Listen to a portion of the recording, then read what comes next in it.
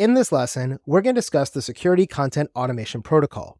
Now, the Security Content Automation Protocol, also known as SCAP or SCAP, plays a vital role in maintaining the security posture of an organization's technology infrastructure. The Security Content Automation Protocol is a suite of open standards that enhances the automation of vulnerability management, measurement, and policy compliance evaluation of systems that are deployed across your organization. So, what exactly is SCAP?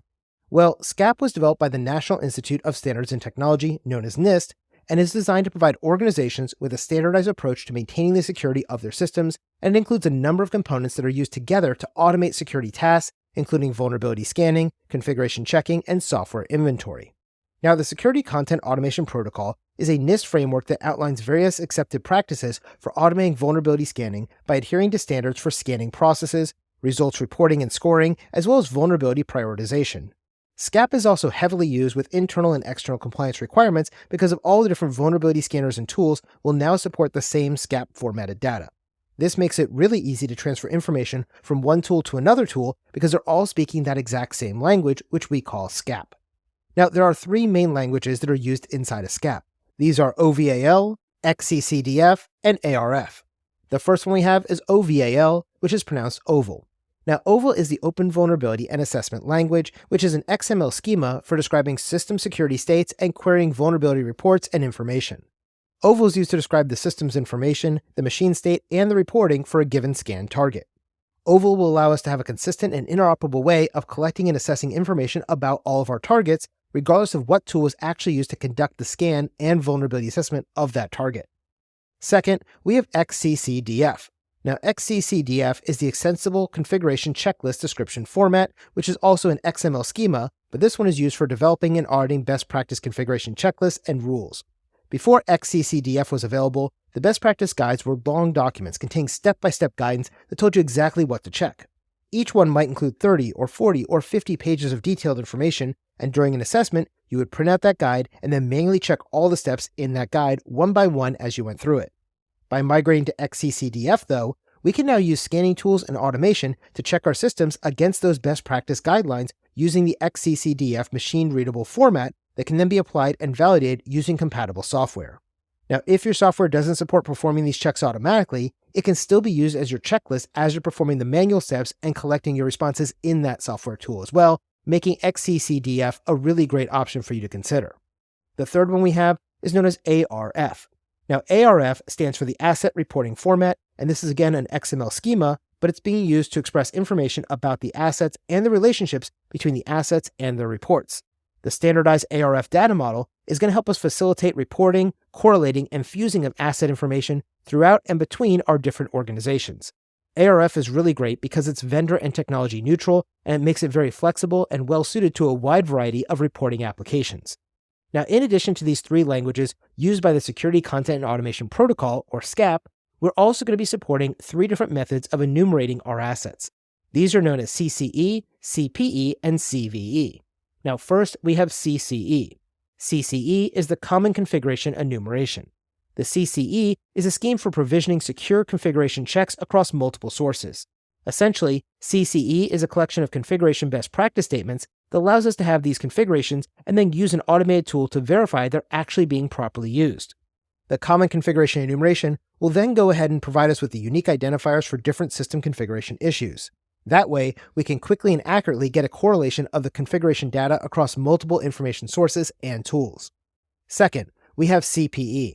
Now, CPE stands for the Common Platform Enumeration. The Common Platform Enumeration is a scheme for identifying hardware devices, operating systems, and applications.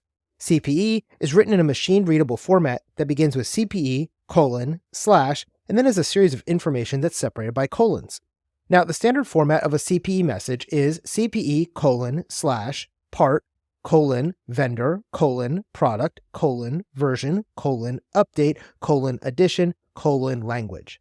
Now, each platform being shared as a CPE will then be sent in this format. For example, the part portion of the CPE refers to whether or not the platform is actually an operating system, an application, or a piece of hardware. And to do this, we list this as either O, A, or H, depending on if it's an operating system, application, or piece of hardware. Third, we have CVEs. Now, a CVE is the Common Vulnerabilities and Exposures. The common vulnerabilities and exposures is a list of records where each item contains a unique identifier that's used to describe a publicly known vulnerability. Each CVE begins with CVE followed by the year and then a unique number. For example, if you search the CVE of CVE-2017-0144, this indicates this was a common vulnerability that was first identified back in 2017, and it was the 144th vulnerability that was identified that year. If you look up the description of this unique vulnerability, you will see it's a vulnerability that affects Microsoft Windows operating systems, and it's associated with an SMB protocol vulnerability. If you dig into this a little bit more, you'll start to see a description of the vulnerability, some references about the vulnerability, how the vulnerability can be exploited, and what you can do to stop or patch this vulnerability on your systems. Now, this particular CVE is actually pretty well known, and if you've been in the cybersecurity world for a while, you've probably heard of this CVE, which is known as Eternal Blue as its nickname, which is CVE-2017-0144. Now, technically, Eternal Blue is actually the tool that was used to exploit this SMB vulnerability, but most people in our industry started using it interchangeably to call it the Eternal Blue vulnerability when they were talking about CVE-2017-0144. Now, why do you care about Eternal Blue? What makes it so important? Well, back in 2017, this vulnerability was used by the WannaCry ransomware, and it was spreading all over the internet. WannaCry was designed to exploit this specific vulnerability. So if you looked up CVE-2017-0144 and you followed the suggestions for installing the hotfix that Microsoft released or to disable SMB version 1, this was actually going to make sure you were not vulnerable to this exploit, because only SMB version 1 or people who missed its software patch would be exploited as WannaCry started spreading across the internet. Next, we need to talk about how SCAP is going to be used to provide us with a metric system that's going to be called the CVSS, or Common Vulnerability Scoring System. Now, there are currently multiple versions of CVSS, but the latest version is CVSS 3. CVSS 3 is going to be used to provide a numerical score to reflect the severity of a given vulnerability.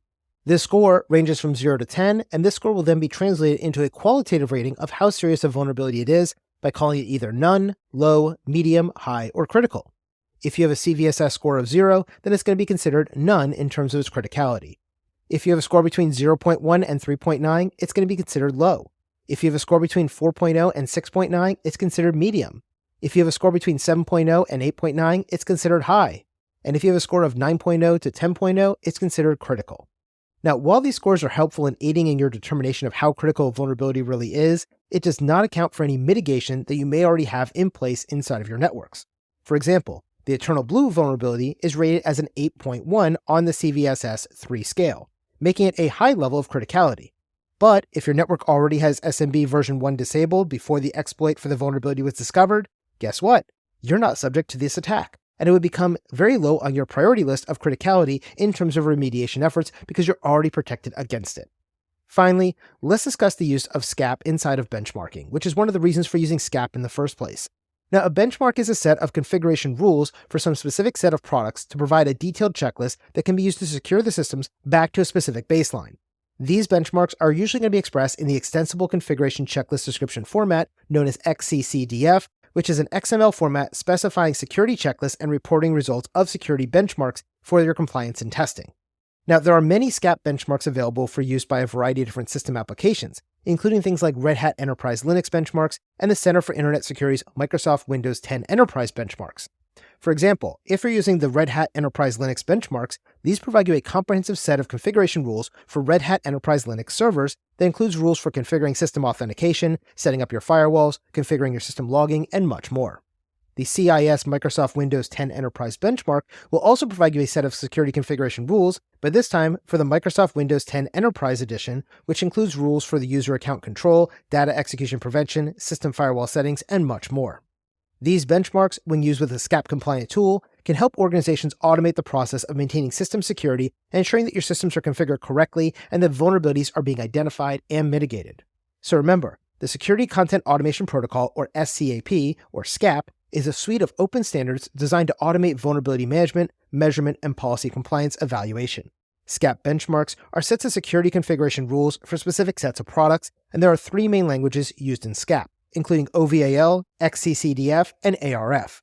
When you're using SCAP for benchmarking, you're usually going to be using the XCCDF, or Extensible Configuration Checklist Description format, with your SCAP-compliant tools to help your organization to automate the process of maintaining your system security.